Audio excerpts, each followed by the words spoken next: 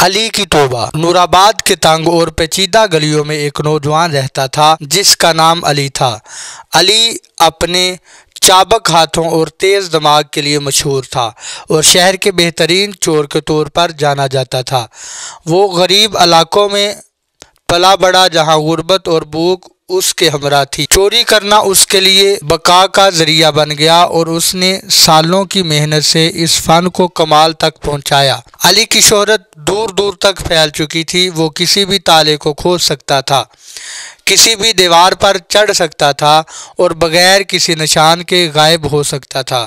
نورآباد کے امیر شہری اس کے دوروں سے خوف زدہ رہتے تھے، جبکہ غریب لوگ اسے ایک جدید دور کا راہن ہر سمجھتے تھے، کیونکہ وہ اکثر اپنی لوٹی ہوئی چیزیں ضرورت مندوں میں تقسیم کر دیتا تھا۔ ایک رات جب علی شہر کے پوش علاقے میں گھوم رہا تھا، اس کی نظر ایک عظیم الشان حویلی پر پڑی جو شہر کے سب سے امیر تاجر جناب حسن کی ملکیت تھی۔ حویلی کی سخت پہرہ داری کی جا رہی تھی، لیکن یہ چیلنج علی کے لیے اور بھی زیادہ دلکش بن گیا۔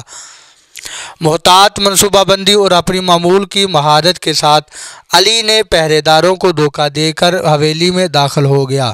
اندر حویلی ایک بھول بھلیا تھی جس میں بے شمار قیمتی سامان تھا۔ علی کی آنکھیں چمک اٹھی جب وہ خاموشی سے قیمتی اشیاء جمع کرتا رہا۔ جب وہ آخری کمرے میں داخل ہوا تو اس نے ایک چھوٹا نفیس نقش و نگار والا لکڑی کا باکس دیکھا جو میز پر رکھا تھا۔ تجسس نے اسے باکس کھولنے پر مجبور کیا۔ اس میں ایک خط اور چند تصاویر تھیں۔ خط جناب حسن کی بیٹی لیلا کے نام تھا جو بیرون ملک میڈیسن کی تعلیم حاصل کر رہی تھی۔ اس میں حسن صاحب کی بیٹی کی کامیابیوں پر فخر اور ان کی واپسی کی خواہش کا ذکر تھا تاکہ وہ اپنی کمیونٹی کی خدمت کر سکے۔ تصاویر میں ایک خوشحال خاندان دکھایا گیا تھا جس میں لیلا اپنے والدین کے ساتھ مسکرا رہی تھی۔ جب علی نے خط پڑھا اور تصاویر دیکھی تو اس پر ندامت کی لہر چھا گئی۔ اس نے محسوس کیا کہ جناب حسن صرف ایک امیر تاجر نہیں بلکہ ایک باپ بھی ہیں جو اپنی بیٹی اور اپنی کمیونٹی کا دل سے خیال رکھتا ہے۔ پہلی بار علی نے اپنے اعمال کا بوجھ محسوس کیا اور یہ بھی کہ اس کے کام دوسروں پر کسی طرح اثر انداز ہوتے ہیں۔ اس لمحے علی نے اپنی زندگی بدلنے کا فیصلہ کیا۔ اس نے خاموشی سے وہ سب کچھ واپس رکھ دیا جو اس نے چرایا تھا اور حویلی سے باہر نکل آیا، اپنے پیچھے چوری کی زندگی کو ہمیشہ کے لیے چھوڑتے ہوئے۔ اگلے دن علی مقامی مسجد گیا، رہنمائی اور سکون کی تلاش میں۔ اس نے امام صاحب سے بات کی، اپنے ماضی کے گناہوں کا اعتراف کیا اور اپنی زندگی کو سدھارنے کی خواہش ظاہر کی۔ امام صاحب جو ایک دانا اور مہربان شخص تھے، علی کو کھلے بازوؤں سے خوش آمدید کہا اور اسے نیکی کی راہ پر چلنے کی ترغیب دی۔ علی نے مسجد میں رضاکارانہ کام کرنا شروع کیا، مختلف کاموں میں مدد کی اور ایمان اور توبہ کے بارے میں مزید سیکھا۔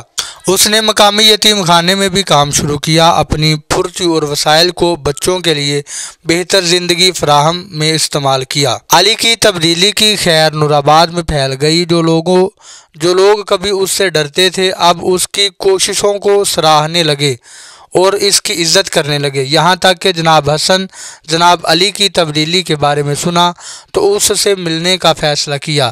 جناب حسن ابتدائی طور پر شک و شبہ میں مبتلا تھے، لیکن علی کی خلوص اور توبہ دیکھ کر متاثر ہوئے۔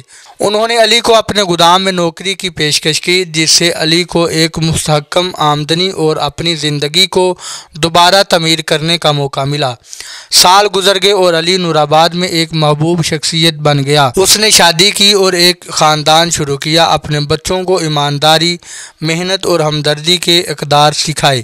شہر جو کبھی اسے ایک بدنام چور کے طور پر جانتا تھا اب اس کی توبہ اور زندگی کی تبدیلی کو سراہتا تھا۔